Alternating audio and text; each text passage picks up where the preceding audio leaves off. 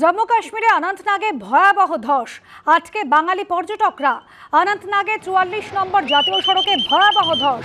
এই ধসের জেরে সকাল থেকে আটকে পড়েছেন এই রাজ্যের বেশ কয়েকজন পর্যটক।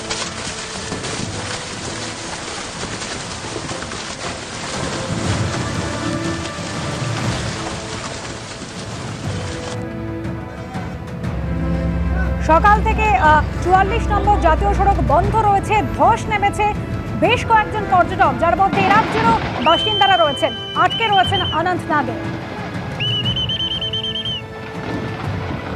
ভোটের আগে ফের উত্তপ্ত কোচবিহার। দিনহাটার পর এবার কোচবিহারের ঘুঘুমারি, সেখানে মন্ত্রী উদয়ন গুহর গাড়িতে হামলা করা হয় বলেই অভিযোগ। বিজেপির মিছিল থেকে এই হামলা করা হয় বলেই অভিযোগ। প্রতিবাদে ঘুঘুমারিতে পথ অবরোধ করে তৃণমূল কংগ্রেস। নিশীথ প্রামাণিকের নির্দেশে এই হামলা অভিযোগ করছেন উত্তরবঙ্গ উন্নয়ন মন্ত্রী উদয়ন গুহ। তৃণমূলের বিরুদ্ধে পাল্টা হামলার অভিযোগ নিশীথ প্রামাণিকের।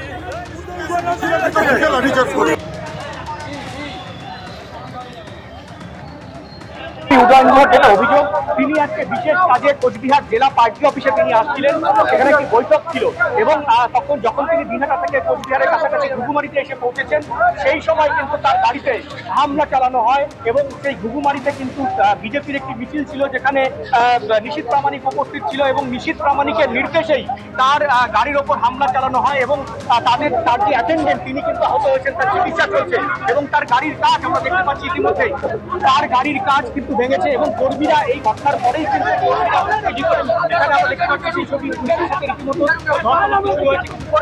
এবং সব মিলিয়ে কিন্তু পরিস্থিতি একেবারে উত্তেজনাপূর্ণ এবং যেটা বিজেপি পাল্টা অভিযোগ করছে যে ঘুঘুমারিতে তাদের গাড়ি থেকে হামলা হয়। এখন কিন্তু এখানে কর্মীদের মধ্যে উত্তেজনা ছড়িয়েছে, পুলিশ বাহিনী রয়েছে, কর্মীদের এখানে শান্ত করার চেষ্টা হচ্ছে কর্মীদের।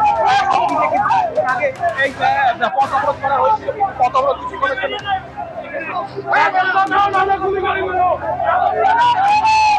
ওদের মিছিলের দিকে গুন্ডারা আমার গাড়ির উপর আক্রমণ, আমার সাথের গাড়ি আক্রমণ, আমার গাড়ির পেছনে আমার অ্যাটেন্ডেন্ট ছিল একটা গাড়িতে, আমার গাড়িতে অ্যাটেন্ডেন্ট ছিল, তার পেছনে সেই পেছন থেকে তাকে ট্রেনে নামিয়ে বেধড়ক মারা হলো, পেছনে একটা গাড়িকে একদম ভেঙে দেওয়া হলো। এই ধরনের গুন্ডামি চালিয়ে যাচ্ছে প্রার্থী।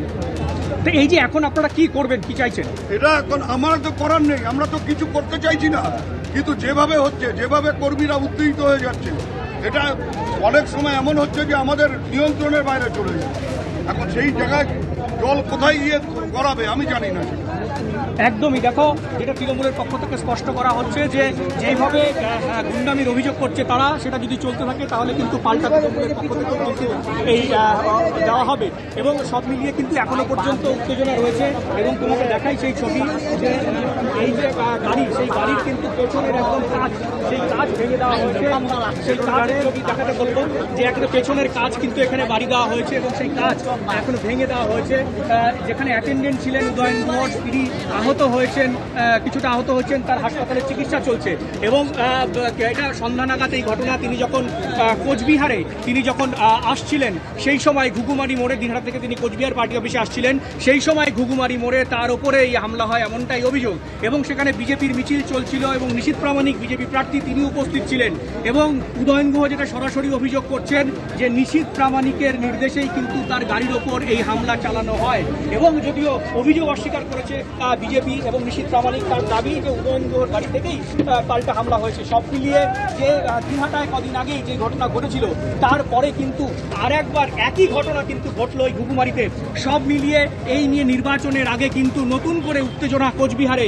ইতিমধ্যে বিশাল পুলিশ বাহিনী রয়েছে ঘুঘুমারিতে।